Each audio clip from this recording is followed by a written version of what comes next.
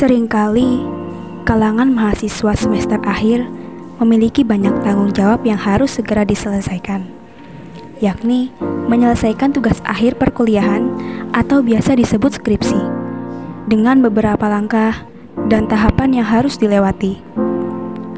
Tanggung jawab mahasiswa semester akhir, selain tuntutan penyelesaian kuliah untuk mencapai keberhasilan, juga ada beberapa faktor yang mempengaruhi lainnya. Tuntutan keluarga, orang tua dengan berbagai tekanan, keadaan sosial lingkungan, bahkan hingga tuntutan dari dosen. Bagi mahasiswa, hal ini bukanlah hal yang mudah untuk dilalui begitu saja. Apabila tuntutan dan tekanan dibiarkan, semakin lama, semakin memupuk, akan mengakibatkan suatu gangguan, yakni gangguan psikosomatik. Hal ini dapat dilihat melalui sebuah cerita pendek yang sudah kita sajikan. Selamat menonton. Waalaikumsalam, silakan masuk Mbak. Terima kasih Bu. Jadi gini, saya Rani dari kelas PPIA. Saya mau bimbingan skripsi yang kemarin sudah direvisi, dan ini insya Allah judulnya udah pasti Bu. Saya lihat-lihat dulu ya Mbak. Iya Bu.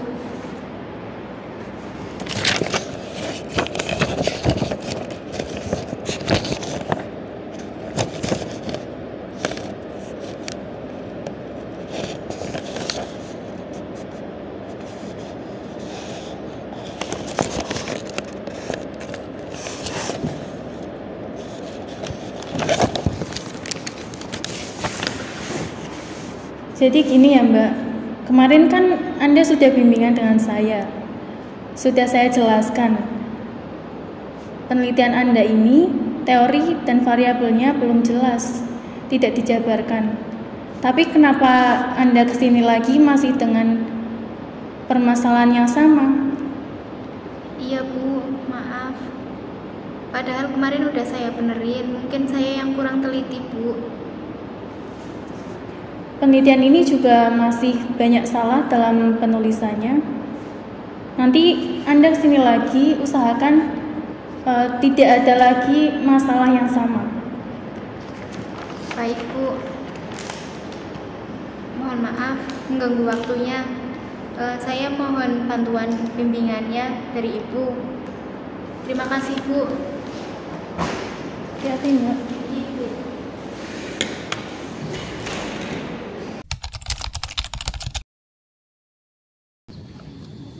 Kamu dari mana saja? Habis bimbingan sama dosen pembimbing skripsi Bu. Kamu tuh ya, bukannya udah semester 7 ya? Kan nggak ada makul, kenapa masih keluyuran terus? Bukannya bantuin ibu kayak jagain adiknya? Iya Bu, maaf. Ya udah sana mandi dulu. Iya Bu.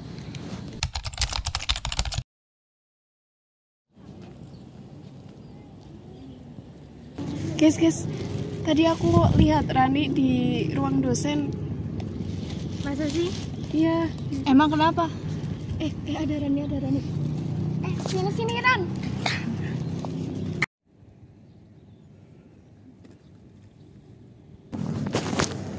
Ran, kamu kenapa kok murung? Enggak apa-apa. Tapi tadi aku lihat kamu di ruang dosen habis bimbingan kan? Iya, tadi habis bimbingan ketemu dosen pembimbing skripsi aku. Terus ngajuin judul, merevisi judul, tapi belum di ACC lagi. Masa sih belum di ACC? Bukannya kamu udah ngajuin sampai 3 kali ya? Iya, berarti kalau sama ini udah 4 kali dong. Iya, udah 4 kali. Untung dosbing aku itu baik banget. Jadi aku udah di ACC. Ya nah? Iya. Nah, kok kalian gitu sih? Iya, tapi kan emang faktanya nggak gitu. Ya kenapa sih emangnya alergi fakta ya? Iya. Ya harusnya kalian itu jangan kayak gitu. Kasian tahu. Aku pulang dulu ya. Iya. Ada urusan lain lagi. Hati-hati Ran. Iya.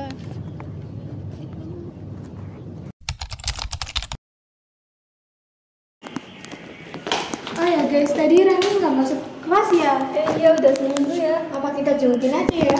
Tapi aku nggak bisa, ada acara. Aku juga nggak bisa kayaknya. Terus gimana dong? Aku kayaknya nggak ikut deh. Sama aku juga kayaknya nggak bisa. Yaudah, apa kita 3? Yaudah yuk. Yaudah, nggak apa-apa. Yuk. Kayaknya aku juga nggak bisa deh. Kamu? Aku kayaknya juga nggak bisa, ini ada urusan. Ya udah, aku sendiri deh, tim running beneran. Iya nggak apa-apa.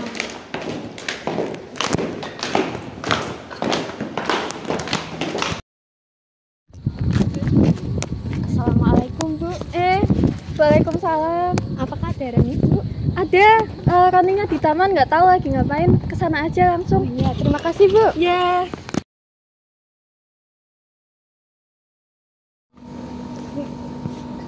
Hey Ran, gimana kondisimu? Iya nih, alhamdulillah sudah lumayan.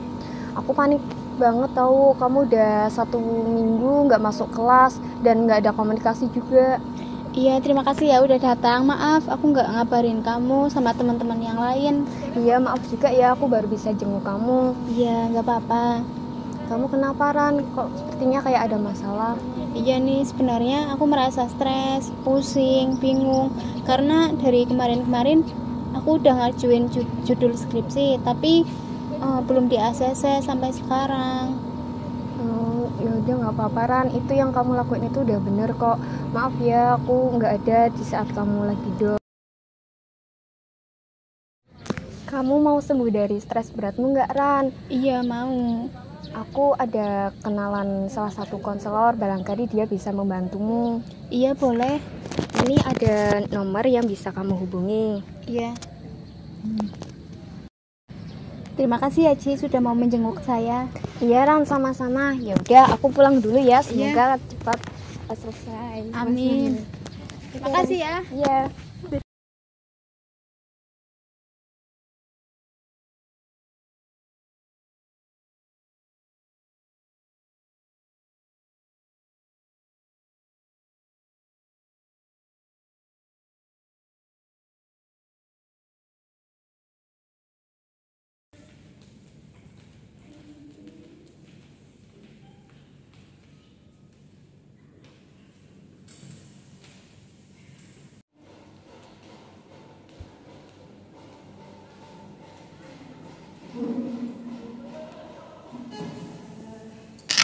Assalamualaikum. Dengan Mbak siapa ya? Dengan Mbak Rani. Dengan Mbak Rani. Mbak Rani, kalau boleh tahu asalnya dari mana ya? Dari Kajen, Bu. Oh, dari Kajen. Kalau boleh tahu, kesini ada yang bisa saya bantu? Jadi saya mau bimbingan, Bu, mau konseling. Mau konseling, iya. Iya. Sebelumnya, apakah Mbak Rani sudah mengetahui konseling itu apa? Belum tahu, Bu. Jadi konseling adalah ketika klien, di sini berarti Mbaknya sebagai klien ya, dan saya sebagai konselor. Ketika berarti konseling adalah ketika klien datang menemui konselor dengan maksud dan tujuan untuk meminta bantuan terkait masalah yang sedang dihadapi oleh si klien, seperti itu. Dalam konseling sendiri itu terdapat salah satu asas, yaitu asas kerahasiaan dan juga asas keterbukaan. Jadi klien tidak perlu khawatir mengenai masalah yang sedang dihadapi. Jadi akan terjamin kerahasiaannya, seperti itu, Mbak. Baik, Bu. Berarti selanjutnya yaitu penentuan penawaran kontrak ya, Mbak ya, antara kapan konseling itu sendiri akan dilaksanakan. Kalau boleh tahu kesibukannya Mbak Rani apa ya? Saya sibuk mengajar, Bu. Mengajar di mana ya? Mengajar di SD 1 Kajen. Jadi dalam mengerjakan tugas skripsi, terutama judul, saya belum setiap hari mengerjakan. Jadi setiap aku bimbingan ke dosen pembimbing aku, saya tidak belum pernah di ACC, padahal saya udah usaha mengerjakan tugasnya dengan baik, tapi dari dosen pembimbing belum meng-ACC dan saya merasa stres, Bu. Oh, seperti itu. Iya. Sebelum ke langkah selanjutnya, akan saya tawarkan terlebih dahulu terkait kontrak konseling kita ya, Mbak ya. Dengan durasi sekitar 10 menit. Jadi Mbaknya boleh menceritakan apa saja kepada saya mengenai apa yang menjadikan masalah dari Mbak Rani sendiri. Monggo Mbak, saya persilahkan. Jadi begini, Bu.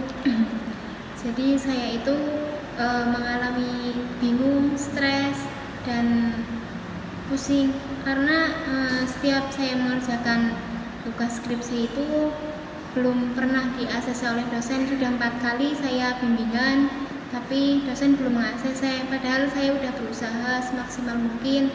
Tapi di lain itu saya juga mengajar, jadi sibuk membagi waktu antara judul skripsi dengan mengajar itu, Bu. Lalu selain itu apakah terdapat mungkin apa ketidak-enjoyan Anda ketika mengajar atau penyebab lain dari masalah Anda? Problem keluarga sih, Bu.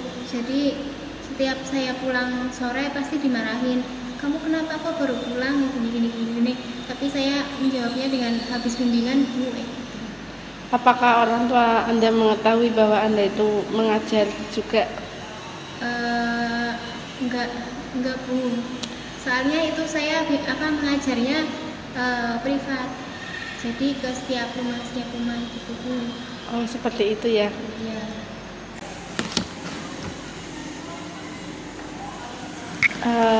Jadi seperti ini ya Mbak Rani. Kalau boleh tahu, dengan keseharian yang Anda lalui itu kan bisa dibilang cukup padat ya, apalagi Anda mengajar les private ya, dari rumah ke rumah, terus juga dengan masalah yang sedang Anda alami, yaitu kenapa kok skripsi saya tidak di-ACC oleh dospim saya atau dengan dosen pembimbingnya ya. Sebelum itu mungkin saya perlu menganalisa tentang kesibukan Anda. Kalau boleh tahu, bagaimana ketika Anda sibuk itu, apakah Anda tetap mengerjakan sholat 5 waktu? Alhamdulillah setiap hari tepat, Bu. Sholat 5 waktu dan mengaji. Ya, selain itu apakah intinya 5 waktu tetap ya Mbak ya? Terus apakah sesuai jamnya atau mungkin dikode? Mungkin kan karena kesibukan Anda itu sholatnya itu tidak tepat waktu atau bagaimana? Lebih ke tidak tepat waktu, Bu, karena ya itu kadang harusnya sholat jam segini tapi saya sholat jam segini. Berarti karena kesibukan Anda, jadi Anda sering tidak tepat waktu dalam melaksanakan sholat ya? Iya, Bu. Apakah Anda sering merasa tergesa-gesa ketika sedang melakukan sholat? Sering, karena memikirkan itu, Bu, judul skripsi yang belum di-ACC. Oh, sebab tergesanya karena memikirkan seperti itu, Mbak? Iya, Mbak. Iya, Bu. Jadi begini ya, Mbak Rani. Perlu kita ketahui terlebih dahulu ya, dalam hal ini itu kan pastinya akan menimbulkan kecemasan, apalagi Mbak Rani sendiri tidak khusyuk ketika sholat dan tergesa-gesa karena terdapat problem-problem lain atau sedang memikirkan problem-problem lain yang tak kunjung selesai. Kalau boleh saya menyarankan, coba mulai dari sekarang Mbak Rani biasakan sholat sesuai waktu dan tepat waktu, dalam artian tidak telat lagi di dalam melaksanakan sholat, terus juga luangkan waktunya ketika sholat, juga luangkan waktunya ketika malam-malam, dalam artian Mbak Rani bisa melakukan sholat tahajud sebagai penjembatan ketika Mbak Rani merasa gelisah, juga merasa cemas. Intinya jangan lupakan sama Tuhan, tetap jangan lupakan Allah, seperti itu ya Mbak ya.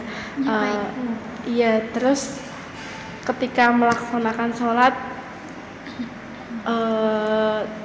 lebih diutamakan kekhusyukannya, juga jangan lupakan terhadap untuk setelah sholat itu berzikir kepada Allah, karena sebaik-baik manusia ialah yang taat kepada Rasulnya dan Allah, seperti itu ya. Baik, karena waktunya sudah selesai, apakah masih ada yang ingin ditanyakan? Cukup Bu. Cukup ya. Pesan saya, jangan lupa melaksanakan itu tadi Mbak ya. Nanti setelah itu jenengan bisa menemui saya lagi untuk ke tahap yang berikutnya. Seperti itu saja. Terima kasih Mbak ya. Mungkin itu saja. Assalamualaikum warahmatullahi wabarakatuh.